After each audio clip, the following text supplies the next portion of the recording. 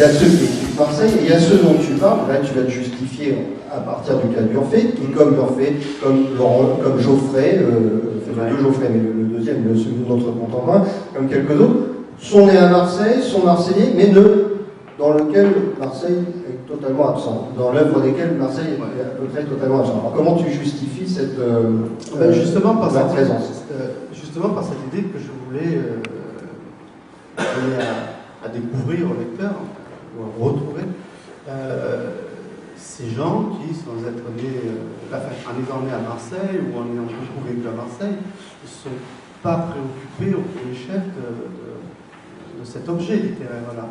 Voilà, donc, insister sur le fait que cette ville peut donner dans l'œuvre du Thiers, par exemple, on en parlait tout à l'heure, au début de sa carrière, il va donner des textes français, voilà. Avant même, en 1922, il donne un texte sur le commerce marseillais, etc. C'est vraiment mineur dans son œuvre. Après, il devient un historien, l'histoire de la Révolution française, la Révolution, l'histoire de l'Empire, etc. Ce qui est intéressant, c'est que ça permet, à mon avis, l'idée c'est de sortir, de faire sauter cette barrière. Les écrivains marseillais ne parlent que de Marseille, exploitent Marseille comme un sujet, comme un topo. À Marseille, on peut parler d'autre chose, ou en étant marseillais, que de Marseille. Voilà l'idée. Alors, il y a, tu as parlé du genre, et tu as justifié la présence des historiens. Moi, je dirais simplement que aujourd'hui, tu dis que l'histoire est une science. Je pense que justement, l'histoire est en train de redevenir une littérature. Donc ça, c'est mais enfin, les historiens qui sont présents dans le livre, il y en a qui sont du côté de la littérature parce qu'ils sont du 18e, 19e siècle, des Barthélemy extraordinaires. Et puis, il y en a qui sont des historiens entre guillemets scientifiques, ce sont nos contemporains, Manfredi, dont tu parles. Alors, il y a un autre genre, que je trouve très intéressant à la lecture du poème, justement, j'allais dire, on a écouté des poèmes tout à l'heure, à la lecture du dictionnaire, c'est, et ça je pense qu'il faudrait que tu développes un peu, la présence de la poésie à Marseille. On a fait il y a eu une émission ici sur Marseille-Ville rock and roll. Il y a aussi une Marseille-Ville de poètes, sur laquelle on parle très peu, et tu en parles beaucoup. Les revues, les figures marquantes, etc. Oui. En fait, si on revient à la genèse du livre, finalement, le point de départ, c'est sans doute une admiration ancienne, d'ailleurs, et précoce pour Christian Gabriel Leslie. Par exemple, vous savez, il a beaucoup édité à l'Atelier des Grammes, qui se trouve dans le Vaucluse, un éditeur de poésie. Et il a fait beaucoup de livres d'art, de livres objets, etc. Et ils sont conservés presque tous, enfin ils ont la collection complète, à la bibliothèque de Ceccano, à Avignon.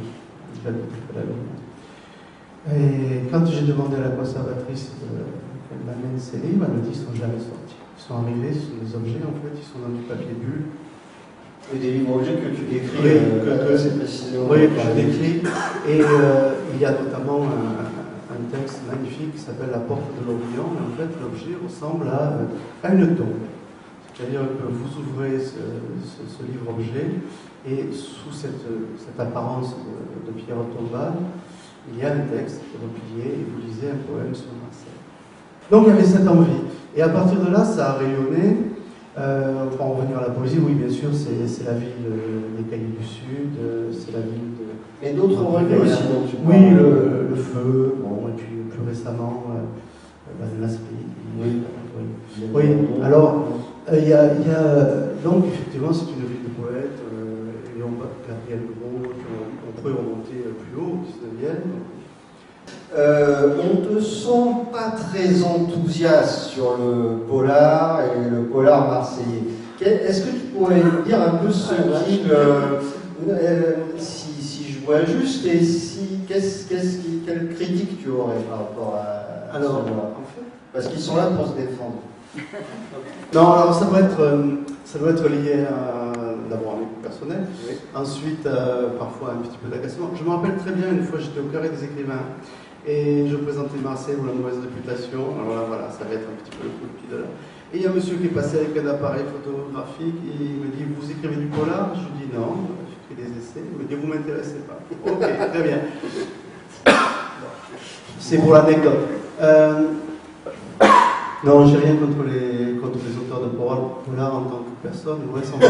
Encore heureux. D'abord, je ne les connais pas tous, ceux que j'ai rencontrés sont charmants. Bon.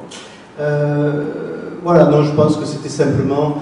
On écrit, il faut s'appuyer sur quelque chose. Si je veux montrer que c'est une ville de poètes, d'auteurs dramatiques, qu'on a des beaux historiens, etc., il faut que j'aille un petit peu, c'est comme quand on fait de la voile, je m'appuie un petit peu contre le vent. Le vent va du côté du polar, donc il faut que je contre le vent. Voilà. Et je pense que ça, c'est pas mauvais, la preuve, c'est qu'on en parle. Voilà. Je pense pas qu'on puisse réduire Marseille à ce genre-là. Et je sais même pas si le bon moyen d'attraper l'objet Marseille, c'est ce genre-là, parce que, bon...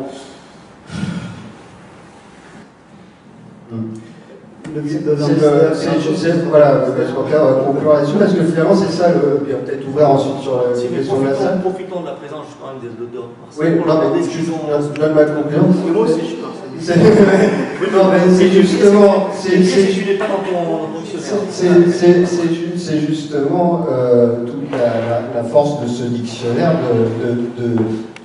de nous faire comprendre que la littérature marseillaise est d'une grande variété. Je vais revenir sur le polar parce que, par exemple, il me semble que j'ai dit beaucoup de bien de 13 resterait, par exemple, si ma mémoire est bonne. C'est un livre. Le dernier oui.